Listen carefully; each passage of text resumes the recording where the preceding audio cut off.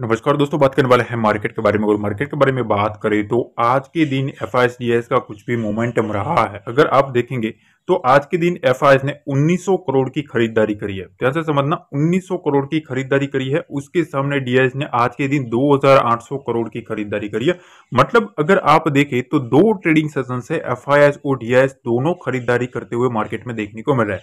तो अब आपका सवाल रहेगा कि अगर ये लोग खरीदारी कर रहे हैं तो मार्केट एक रेंज में क्यों चल रहा है, ठीक है ना। तो बेसिकली देखो, यहां जो चीजें चल रही है वो क्या है पता है। यहां रिटेलर्स को बुलाया जा रहा है, ठीक है, और यहां वोलेटिलिटी क्रिएट करने की ट्राई करी जा रही है। वोलेटिलिटी आपको कब दिखेगी पता है, जब कोई भी एक न्यूज आएगी ना, पॉजिटिव या नेगेटिव, तब ये वोलेटिलिटी आपको असर करना शुरू करेगी।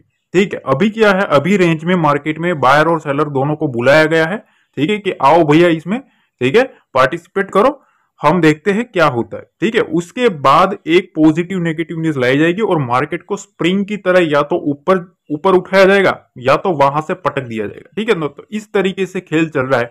अब देखो, यहां ये लोग खरीदारी तो कर रहे हैं, पर अब इनके ऊपर नजर रखनी है कि ये कहां तक माल उठा रहे हैं।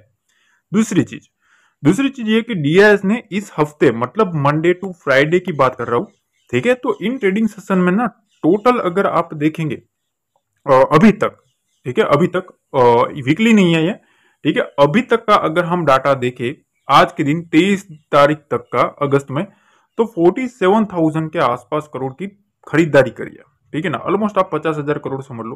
ठीक है, तो यहां इन लोगों की इतनी ज्यादा खरीदारी अटकी है, उसके सामने 30,000 करोड़ की एफआईएस ने बिकवाली करी है अभी तक। मतलब 23 दिनों में जितने भी ट्रेडिंग सेशन आए उसमें एफआईएस ने 30,000 करोड़ का माल बेचा और यहां 47,000 करोड़ के आसपास की खरीदारी करी है। यहां तक सिनेरियो आपको क्लियर होना चाहिए। अब असली खेल यहां है। देखो, पोजीशन अगर आप देखेंगे तो आपको कुछ समझ में आएगा। पोजीशन क्या कहते हैं आप देखो, एफआईएस का पोजिशनिंग डाटा देखो। इंडेक्स फ्यूचर में वो माइल्ड बुलिश है, निफ्टी पर माइल्ड बियरिश, बैंक निफ्टी के ऊपर medium bullish, mid cap Nifty के ऊपर माइल्ड बुलिश और यहां माइल्ड बियरिश। अब आप एक चीज नोटिस करो, यहां माइल्ड बियरिश है, यहां भी माइल्ड बियरिश है। इस दो इंडेक्स के ऊपर क्या कर रहे हैं ये लोग, बुलिश हो रहे हैं। कल मैंने आपको समझाया था कि एक इंडेक्स के ऊपर वो बुलिश होते हैं तो दूसरे के ऊपर वो बियरिश होने की ट्राई करते हैं। ठीक है ना, तो ये चीजें हैं, ये क्या खेल कर रहे हैं ना, अगर आपने वो पकड़ लिया तो आप समझ जाओगे कि अब नेक्स्ट वीक में इनकी पोजीशन कैसे कन्वर्ट हो सकती है। ठीक है, इस चीज का ध्यान रखना। तो अब देखो, अभी निफ्टी के ऊपर वो थोड़ा माइल्ड बियरिश है, पर बैंक निफ्टी के ऊपर मीडियम बुलिश होते हुए मार्केट में देखने को मिल रहा है। पर ऑप्शंस पर अगर आप नजर करेंगे तो ऑप्शंस में ना, यहां आप एक चीज डिसाइड करो कि दो ट्रेडिंग सेशन से जिस तरीके से मार्केट को रखा जा रहा है ना, यहां ऑप्शंस में इनडिसाइसिव मूव देखने को मिल रहा है। इनडिसाइसिव है मतलब ये कोई डिसीजन नहीं ले रहा है ऑप्शंस में। ठीक है, इनको अभी फ्यूचर के ऊपर ही सारा का सारा खेल है। ठीक है, चारों के चारों इंडेक्स में। ठीक है, तो कहीं ना कहीं ये लोग दोनों साइड से मलाई खाते हुए देखने को मिल रहा है। ठीक है, अब यहां प्रोफेशनल्स की बात करें तो वो इंडेक्स फ्यूचर पर ना वो माइल्ड बुलिश है, पर ऑप्शंस पर तो वो भी अगर आप देखेंगे शांति से ही बैठे हैं। पर रिटेलर्स की बात करें तो यहां सिनेरियो थोड़ा अलग है। अलग क्यों है, इंडेक्स फ्यूचर पर वो इनडिसाइसिव है। मतलब इंडेक्स फ्यूचर पर अगर आप देखेंगे ना, आपको पता है मार्केट टोटली साइडवेज है, तो अगर इतने बड़े प्लेयर्स जो है वो शांति से बैठे हैं तो ये तो अच्छी बात है कि रिटेल शांति से बैठा है। वरना क्या होता है, एफआईएस जब शांति से बैठते हैं ना, तब रिटेल अपनी ताकत दिखाने आ जाता है, फिर वहां से ये लोग धक्का मारते हैं मार्केट को। ठीक है ना, तो इंडेक्स ऑप्शंस पर अभी स्ट्रॉन्ग बुलिश है वो लोग, ठीक है, रिटेलर्स।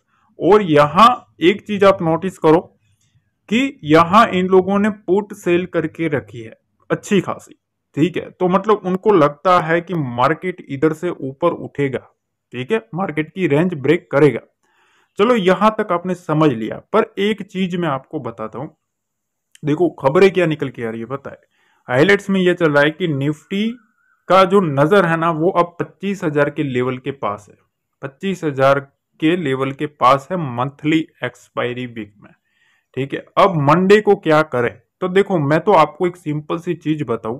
सबसे पहले ये समझ लेते हैं कि लोगों का कहना क्या है, एनालिस्ट का कहना क्या है। तो देखो बाजार में ऐसी बातें चल रही है कि the underline trend of Nifty continues to be choppy with positive bias, further up move from the could pull Nifty towards 25,100 near term. देखो नियर टर्म में ना 25,000 25,100 के आसपास देखने को मिल रहा है, पर इमीडिएट जो सपोर्ट है ना वो 24,650 के आसपास देखने को मिल रहा है। ठीक है, ये एनालिस्ट का मानना है। पर अभी देखो यहां जो चीजें चल रही है ना, ठीक है, on the weekly chart reasonable positive candle with minor lower shadow was noticed, a significant down gap resistance of previous week on the weekly chart has been filled completely at 24। देखो 24,700 का जो लेवल है ना, यहाँ जो gap बना था वो कंप्लीट फिल हो चुका है। ठीक है, कंप्लीटली फिल्ड मतलब यहाँ जो भी गैप बना था, मार्केट इधर से एक बड़ा गैप अप हो गया, फिर यहाँ कैंडल बनी, पर इसके बीच में जो गैप था ना वो फिल हो गया। जब मार्केट 24,200 के पास था ना, 24,100 24,200 के पास, तब मैंने ये चीज बताई थी कि मार्केट कैसे भी करके गैप फिल करने जाएगा ही जाएगा, क्योंकि इतना बड़ा गैप मार्केट में नहीं रह सकता। ठीक है ना, और अगर मार्केट रेंज में रहा तो डेफिनेटली वो मार्केट जाएगा। और आप देख सकते हो उसके बाद वहां से 500 पॉइंट निफ्टी चला गया गैप फिल करने। ठीक है, तो अब सवाल ये रहता है कि अगले हफ्ते क्या कोई बड़ा मूव पॉसिबल है? तो मेरा बात है कि यस, ठीक है, कोई बड़ा मूव आ सकता है। इसका एक रीजन भी है।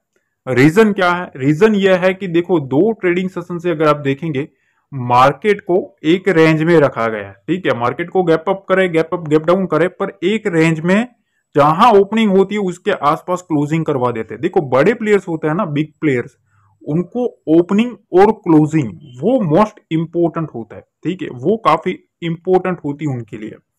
अब मार्केट ऑलरेडी एक स्प्रिंग बन चुका है, यहां बायर्स को भी बुलाया गया है, सेलर को भी बुलाया गया है। ठीक है, डाटा काफी टाइट बन रहा है। मैं हर बार टेलीग्राम पे अपडेट करता हूं, डेली डाटा मैं आपको लाइव अपडेट करता रहता हूं। ठीक है ना, तो वहां मैं हर बार बताता हूं कि डाटा काफी टाइट है और दोनों साइड का डाटा बन रहा है। दोनों साइड का जब कभी भी डाटा बने, एक चीज समझ जाओ, जब कभी भी दोनों साइड का डाटा बने और अगर मोमेंटम किसी एक साइड आ भी गया ना, तो वहां इतनी फास्ट मोमेंटम आएगी कि आप सोच भी नहीं सकते।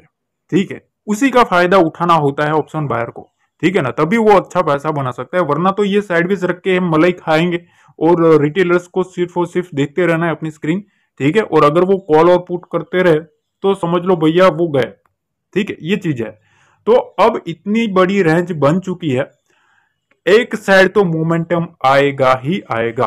ठीक है, अब देखो निफ्टी और बैंक निफ्टी में कौन ज्यादा स्ट्रांग है, ये काफी इंपॉर्टेंट सवाल है। क्योंकि देखो अब यही एक काफी इंपॉर्टेंट चीज है कि अब निफ्टी और बैंक निफ्टी में कौन ज्यादा ताकतवर है। तो देखो मेरे ख्याल से निफ्टी और बैंक निफ्टी में अगर आप नजर करेंगे तो आपको एक चीज नोटिस करने को मिलेगी। निफ्टी का जो स्ट्रक्चर था ना, ठीक है, ऐसे बन रहा था, मार्केट इस तरीके से चल रहा था। ठीक है, जैसे डेली कैंडल पर अगर आप देखेंगे तो यहां एक रेंज बनी थी, मार्केट को इसको ब्रेकआउट करना था।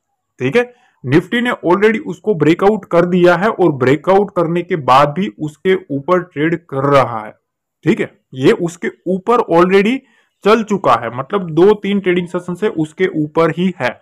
ठीक है, पर बैंक निफ्टी का क्या है पता है? देखो bank Nifty daily time frame पे अगर आप देखेंगे तो ऐसा स्ट्रक्चर था, उसको यहां ब्रेकआउट करना था, पर ऑलमोस्ट ब्रेकआउट के पास काफी टाइम से होल्ड कर रहा है। ठीक है, तो मेरे ख्याल से देखो हमेशा एक चीज ध्यान रखना, जो पहले दौड़ेगा, ठीक है, वो पहले थकेगा। ये चीज काफी बड़ी रियलिटी में बता रहा हूं। ठीक है, और बैंक निफ्टी है वो है आग का गोला, ये चीज समझ लेना। ठीक है, बैंक निफ्टी आग का गोला है भैया, वो जब कभी भी दौड़ता है ना तो फिर वो पकड़ में नहीं आता। निफ्टी का तो फिर भी अगर आप देखेंगे पिछले हिस्ट्री में भी, तो बैंक निफ्टी जब जब दौड़ा है, निफ्टी बाबू जो है वो एक ही रेंज में फंसा था। ठीक है ना, तो ये चीज है। तो अब ऑलरेडी निफ्टी चल चुका है, अच्छा खासा रनअप कर रहा है, होल्ड किया है दोनों इंडेक्स। तो मेरे ख्याल से अब अगर सेलर को मार्केट को कैसे भी करके एक ग्रिप लेना है ना, तो वो फोकस करेंगे निफ्टी के ऊपर।